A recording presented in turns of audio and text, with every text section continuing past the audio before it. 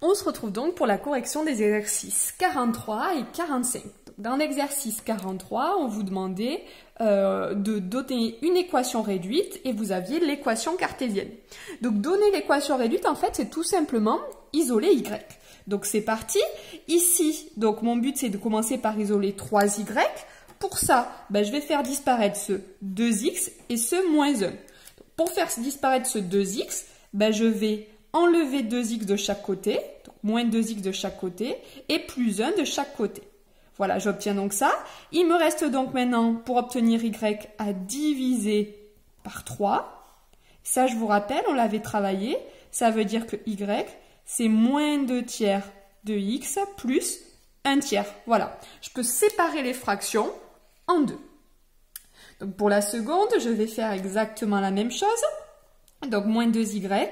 Mon but, c'est de faire disparaître ce 4x, donc moins 4x de chaque côté, et ce plus 1, donc moins 1 de chaque côté. Et maintenant, je divise par moins 2. Donc moins 4 divisé par moins 2, déjà moins par moins, ça fait plus. Donc ça va faire plus 2x.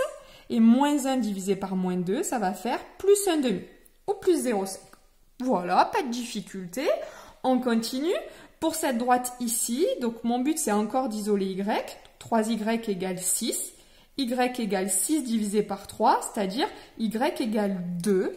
Donc y égale 2, ça veut dire que vous avez une droite qui est parallèle aux axes des abscisses. Voilà, y égale 2, tout simplement, elle est comme ça.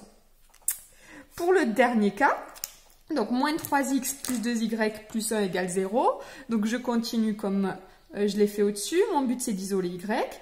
Ce moins 3x, je fais plus 3x. Ce plus 1, moins 1 de chaque côté. Ça veut dire que donc y égale 3x moins 1 sur 2. Et je sépare en 2. Ça fait donc 3 demi de x moins 1 demi. Voilà tout simplement pour ces trois équations. Donc pour passer de l'équation d'une équation cartésienne à l'équation réduite qui est unique. On continue. Alors, exercice 45, c'était un peu plus difficile. Il y avait plusieurs choses à faire. Donc, tout d'abord, c'était de dire pour chaque équation de droite, c'était des équations réduites, de dire d'abord la pente. Alors, on va commencer par ça. Donc, la pente, je vous rappelle, c'est ce qui correspond au coefficient directeur. C'est donc m. Alors ici, m, c'est ce qu'il y a devant x. Donc, m, c'est 1 tiers. Pour celle-ci, moins 3 septièmes, c'est moins 3 septièmes plus 0x. Donc la pente, c'est 0. Ici, je peux découper, comme je l'ai fait tout à l'heure, en 7 cinquièmes plus moins 4 cinquièmes de x. La pente, c'est le coefficient directeur, c'est ce qu'il y a devant x, c'est donc moins 4 cinquièmes. Et enfin, lorsque j'ai une équation de la forme x égale moins 3, c'est-à-dire que ici, j'ai une droite qui est parallèle à l'axe des ordonnées, tac tac comme ça, je n'ai pas de pente. Donc pour x égale 3, il n'y a pas de pente.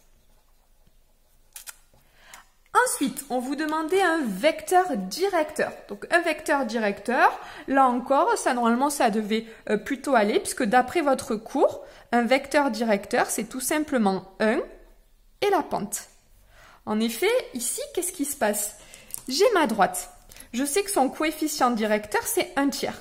1 tiers et elle passe par 4. Hop, ici. Vous venez de trouver que lorsque vous avancez de 1, vous montez de 1 tiers. Et bien tout simplement, le vecteur directeur ici qui fait 1 tiers, celui-ci est un vecteur directeur pour la droite. Donc ici, vecteur directeur 1, point virgule 0, vecteur directeur 1, point virgule moins 4 cinquièmes. Là, vous remarquerez qu'on pouvait multiplier ces coordonnées par 3 de chaque côté, ça donnait aussi un vecteur directeur, puisque tous les vecteurs collinaires à celui-là sont vecteurs directeurs. Donc par exemple, le vecteur de coordonnées 3, 1, ça fonctionnait aussi, il y a une infinité de choix. Enfin, pour le dernier, ici, je vous rappelle, votre droite, elle est comme ça. Donc, votre droite, elle est comme ça. Donc, le vecteur directeur, il est tout simplement comme ceci. C'est-à-dire, je ne me déplace pas suivant l'axe des abscisses, 0. Et puis, je monte ou je descends autant que je veux. Je vais choisir le plus facile, 0. Voilà ici pour les pentes et les vecteurs directeurs. Donc maintenant, ici, j'ai des équations réduites.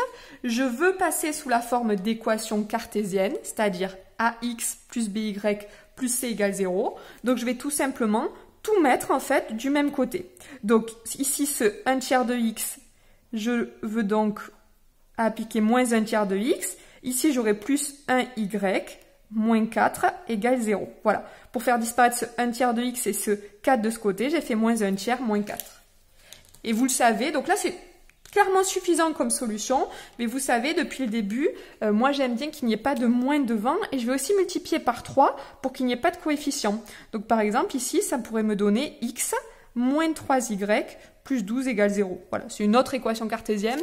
Nous, en maths, on préfère les écrire sous cette forme-là.